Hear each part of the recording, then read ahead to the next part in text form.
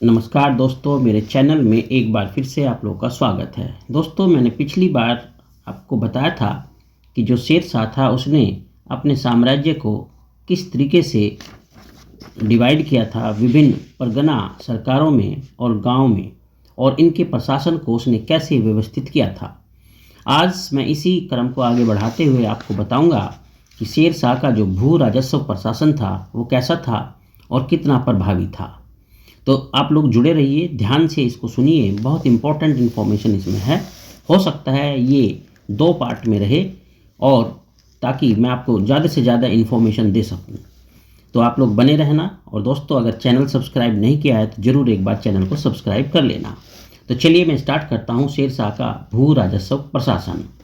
देखो दोस्तों, शेरशाह का जो भरोसा था यानी विश्वास था वो ये था कि साम्राज्य को स्थायित्व प्रदान किया जाए, और स्थायित्व प्रदान करने के लिए कृषकों को सुखी और संतुष्ट रखा जाए। यानी उसकी जो मंशा थी वो थी अपने राज्य के जो किसान, जो कृषक थे, उनकी खुशी और संतुष्टि आवश्यक हो।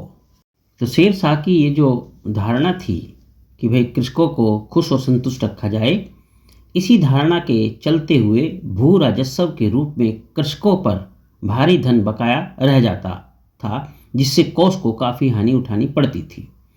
तो इस प्रकार भू राजस्व की धनराशि बकाया नहीं रहनी चाहिए, ऐसा उसने फिर सोचा, और इस उद्देश्य से शेरशाह ने भूमि व्यवस्था में अनेक सुधार किए।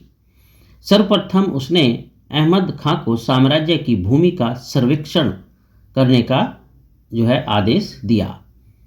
इस बारे में डॉक्टर कानून गो जो इतिहासकार हैं वो लिखते हैं कि गज सिकंदरी के द्वारा साम्राज्य के अंतर्गत समस्त भूमि का मापन बिघों में करवाया, परंतु मुल्तान, मालवा, राजस्थान एवं पश्चिमी पंजाब के अशांत क्षेत्र की भूमि मापन की परिधि बाहर से बाहर रही। अर्थात डॉक्टर कानून को कहते हैं कि ये जो क्षेत्र थे, मुल्तान, मालवा, राजस्थान और पश्चिमी पंजाब, इनमें अशांति थी, यानी ये थोड़े से अशांत क्षेत्र थे, जिसकी वजह से इन क्षेत्रों की जो भूमि थी वो मापन की परिधि से बाहर रही, यानी वहाँ ये मापन नहीं हो पाया। प्रत्येक बिघे का जो क्षेत्रफल था वो 3600 यानी 3600 वर्ग गज था। उसने उपज के आधार पर भूमि को उत्तम, मध्यम एवं निकृष्ट 3 श्रेणियों में विभाजित किया। तो ये ध्यान देने वाली बात है कि जो भूमि को डिवाइड किया गया वो 3 भागों में डिवाइड किया गया। और ये किस आधार क्या था इसका आधार था उपज, कि उपज कैसी होती है। और ये 3 श्रेणी थी, उत्तम, मध्यम और निकृष्ट। भू राजस्व निर्धारण के लिए रई अथवा फसलदारों की सूची तैयार की गई। रई का मतलब क्या है? फसलदारों की सूची। इसके अंतर्गत प्रत्येक कृषक के अधिकार में तीनों श्रेणियों की भूमि की प्रति बीघा औसत उपज निकाली गई, और उसका 1/3 निकाला गया, जो भू राजस्व निर्धारण दर स्वीकार किया गया। तो ये बात जो आपको मैं बता रहा हूँ, ये डॉक्टर कलिका रंजन कानून गो ने अपनी पुस्तक में भी लिखा है, और उनके अनुसार उपज का 1/4 भू राजस्व के रूप में लिया जाता था, परंतु अधिकतर इतिहासकार इससे सहमत नहीं है।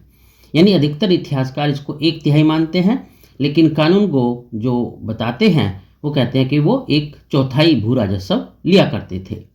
तो इसमें थोड़ी सी यहाँ कंट्रोवर्सी है इतिहासकारों के बीच। तो आगे मैं आपको बताता हूँ कि डॉक्टर आर.पी. त्रिपाठी इस बारे में क्या कहते हैं। Doctor RP. त्रिपाठी इस प्रणाली को शेरशाह का प्रमुख योगदान मानते हैं, तथा संभवतः वह प्रथम शासक था जिसने इसे पहली बार लागू किया। ये डॉक्टर त्रिपाठी जो हैं इतिहासकार, उनके मत हैं। भू राजस्व नकद अथवा अनाज दोनों में ही चुकाया जा सकता था, परंतु नकद को प्राथमिकता दी गई। ठीक है, ये बात आपको ध्यान से नोट करनी चाहिए। प्रोफेसर नूरुल हसन लिखते हैं कि फरीद की राजस्व व्यवस्था का वास्तविक महत्व यह है कि उसने भू राजस्व का निर्धारण वास्तविक उपज अथवा प्रति फसल के भू क्षेत्र के आधार पर निश्चित करने का आदेश दिया। ये जो बात मैं कह रहा हूँ ये कौन कहते हैं, ये नूरुल हसन अपने जो है किताबों में लिखते हैं। तो इस प्रकार उसके भू राजस्व निर्धारण का आधार उत्पादन था, जिसका भुगतान नकद रूप में होता था। मेरी बात आपको यहाँ तक समझ में आ गई होगी, आई होप। परंतु उसके जो साम्राज्य में सभी प्रदेशों में समान भू राजस्व व्यवस्था कार्यान्वित नहीं की जा सकी। मुल्तान, मालवा, राजस्थान, पश्चिमी पंजाब आदि प्रदेशों में भू राजस्व आकलन की पूर्ववर्ती यानी जो पहले से चली आ रही थी पद्धति, बटाई एवं कनकूत प्रणालियों को ही चलने दिया गया। बटाई प्रणाली के अंतर्गत कृषक एवं राजा के मध्य उत्पादन का बंटवारा किया जाता था। और दोस्तों, ये जो कनकूत प्रणाली थी, इस कनकूत प्रणाली के अंतर्गत भू क्षेत्र से उत्पादन का मोटे तौर पर अनुमान लगाकर जो राज्य का भाग होता था, जिसको राज्यांश भी बोलते हैं, ठीक है, वो निश्चित कर लिया जाता था। तो इस तरीके से इन क्षेत्रों में यानी जैसे मुल्तान, मालवा और राजस्थान, पश्चिम पंजाब में ये कनकूत और बटाई की प्रणाली जैसे पहले चल रही थी वैसे ही चलने दी गई, क्योंकि ये थोड़े अशांत क्षेत्र थे, यहाँ जो है नई पद्धति लागू नहीं की जा सकी। तो दोस्तों, ये कुछ इम्पोर्टेंट जानकारियाँ थी भू राजस्व प्रशासन से संबंधित। अपनी अगली पार्ट 2 में मैं आप लोगों को इसी भू राजस्व प्रशासन से संबंधित कुछ और जानकारियाँ दूंगा, जो इस वीडियो में मैं नहीं दे रहा हूँ क्योंकि वीडियो बहुत लंबा हो जाएगा। तो चलिए, मुझसे जुड़े रहिए।